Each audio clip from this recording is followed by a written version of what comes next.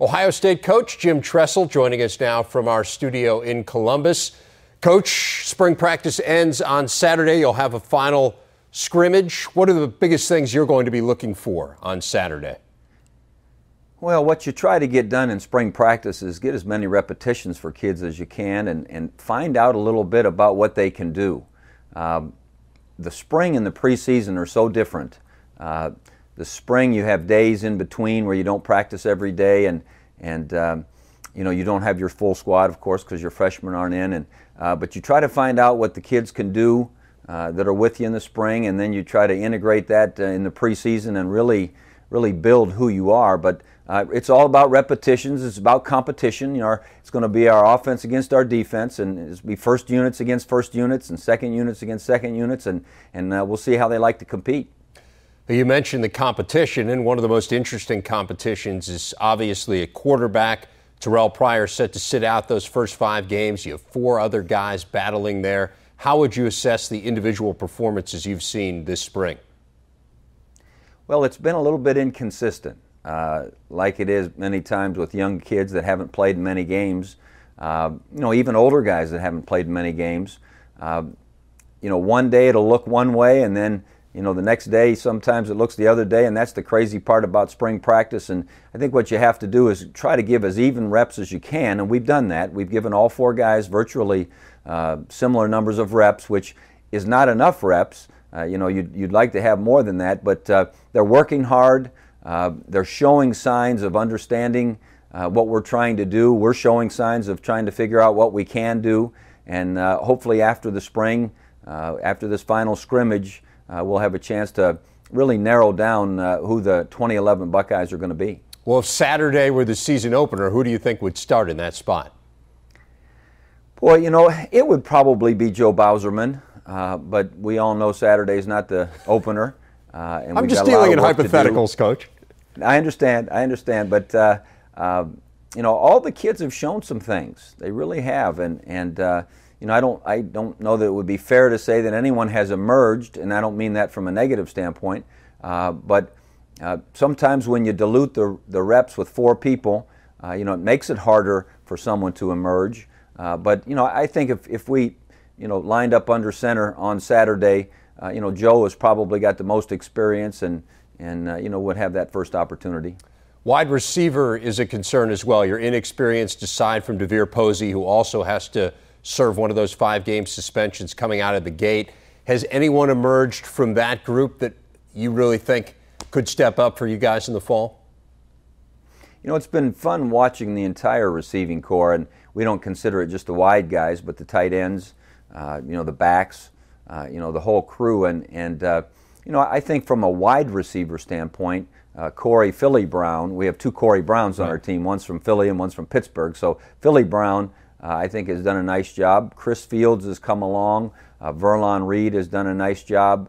T.Y. Williams, James Lewis. A lot of those kids have gotten, a lot of valuable reps. But I think a little bit like the quarterback position, not sure we've had enough reps, to know, who's emerging. But I feel good about the progress, really, that all of them have made. Similar question, different side of the field. On defense, you lost so many playmakers. Mm-hmm. Who among some of these younger guys who we haven't seen a lot of has stood out? Well, I think if you start with the inside linebacker position where you lose Holman and Roll, that's 2 extraordinary guys. Andrew Sweat, who played a little bit last year, really I think has shown a lot of leadership in there and done a nice job. Etienne Sabino, who redshirted last year, has played a lot, and I think he's shown quite a bit of growth. I think up front on that defensive front, when you lose guys like Cam Hayward and Dexter Larimore, guy like Jonathan Hankins, I think has shown a lot. Of course, John Simon and Nathan Williams, who played a lot, have done a good job. Solomon Thomas and maybe some of those young guys like J.T. Moore and Darrell Baldwin, who redshirted last year as freshmen, they seem to have really grown a lot from, say, practice 3 to practice 11. So you're just hoping that people, all over that defensive field just keep getting more opportunities, more reps. Travis Howard and Dominic Clark, 2 new corners take over for Chim and Devon, and those guys got thrown into the game in the bowl game because of injuries in that game, and I thought fared well. So, we're just so untested in so many areas, but I have really, really liked the mindset and the work ethic of our group, and if we'll finish it with 3 good practices, then we've got a chance.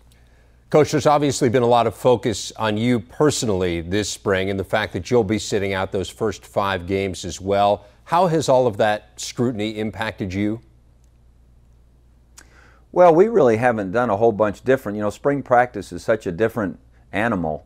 You're not game planning. You're not worrying about who's calling timeout. You're not worrying about, many of the things that you do during the season. So, we put our nose to the grindstone, and you have to go one day at a time of what's important at this moment, and we've tried very hard not to move away from what needs to be done, and I'm sure it'll be different when we get to the all of a sudden September rolls around. It'll be a different world, but I've been pleased with the way that all of the staff around us, and I've tried very hard to do what the kids need right now.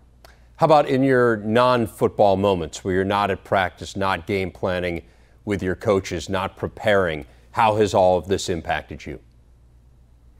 Well, there aren't many non-football moments in a coach's life. I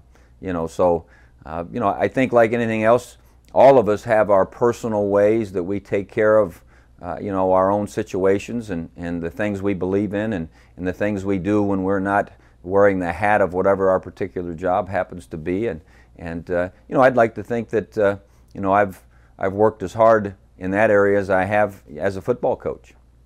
What have you said to the team about the suspensions and about everything that's been hanging over this spring? We've worked really hard on focusing in on what we can do in this day. They're all aware of who won't be where when, and that. Circumstances are fluid and ever changing, and all you can control is what's going on today. And then I think, through your own, your own example or whatever, you work extremely hard. I've been really pleased with those 5 guys that are going to miss games. I mean, they have worked like mad. Back in the winter, they've had excellent spring practices. Terrell hasn't gotten to do too much because he was coming off the off-season surgery, but the other guys have been out there pounding and running and lifting and doing all that stuff. So, I think you handle things, with your example. Jim Tressel, head coach of the Buckeyes. Coach, thanks a lot for your time, and best of luck going forward this week as you guys wrap up the spring. Thanks, Dave.